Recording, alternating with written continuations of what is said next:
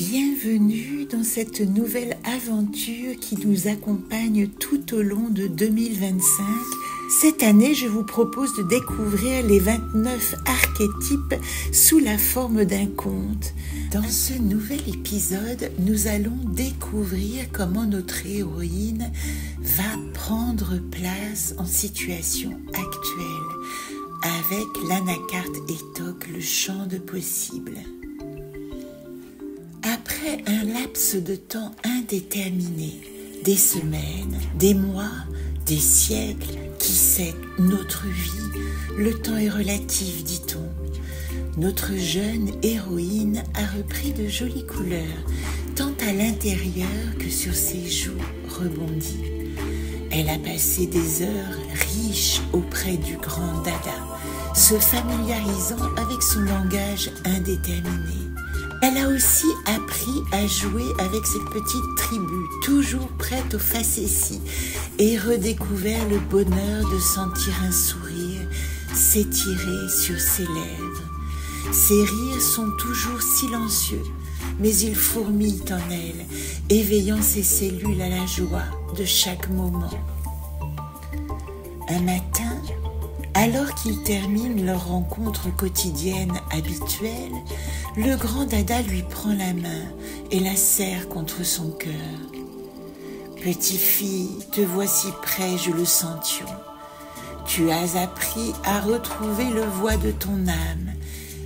Il est temps maintenant de te laisser guider par le voie de l'invisible. » La petite hausse un sourcil, interrogative. Le il et elle poursuit imperturbable. Pour retrouver ton place dans la monde, il te faut suivre ce carte des trésors du dedans. Des rendez-vous t'attendent que tu ne peux manquer. J'allons te donner quelques pistes. À ces mots, l'être gigantesque exhale un immense soupir qui se colore de 1000 fleurs. Puis il recommence, et voici qu'une ligne bariolée se dessine.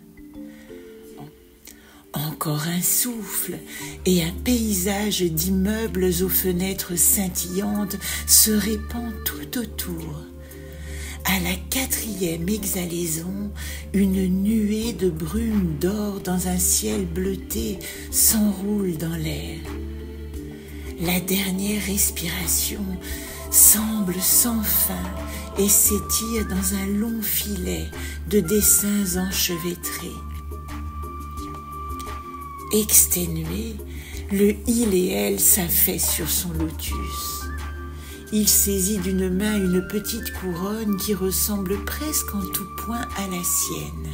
« C'en est assez, je n'en pouvions plus. Allons, mon joli, le voie est tracé.